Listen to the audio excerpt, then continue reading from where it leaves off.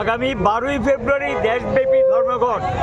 BJP দেশটাকে ধ্বংসের কিনারে নিয়ে গেছে, কর্মহীন দেশে পরিণত করেছে, শিল্প কারখানা বন্ধ এবং তারা যে নীতি নিয়েছে এই নীতির বিরুদ্ধে গোটা দেশে সমস্ত ট্রেড ইউনিয়নগুলো, কৃষক সংগঠন, অন্যান্য গণ সংগঠন মিলিয়ে তারা ধর্মঘট আহ্বান করেছেন।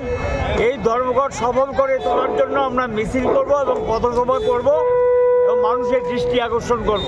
এখন পর্যন্ত কিরকম ছাড়া পেলেন?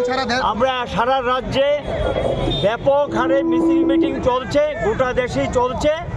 আমরা আশা করি মানুষ এই মিছিলকে এবং এটা যে আহ্বান আমরা রাখছি আহ্বানে সাড়া দেবে এবং বিজেপি সরকারের জনবিরোধী নীতি যতদিন পর্যন্ত শেষ না হবে, সরকার নীতির পরিবর্তন যতদিন পর্যন্ত না করবে ততদিন পর্যন্ত আমাদের লড়াই সংগ্রাম চলবে এবং এই দৃষ্টিভঙ্গি নিয়ে আমরা রাস্তায় নেমেছি। আমরা জানি যে একটা ধর্মঘটই সব সমাধান হবে না, কারণ ওরা মানুষের ভাষা বুঝতে চায় না, মানুষের কথা বুঝতে চায় না, ওরা ওদের মতো করে চলতে চায়।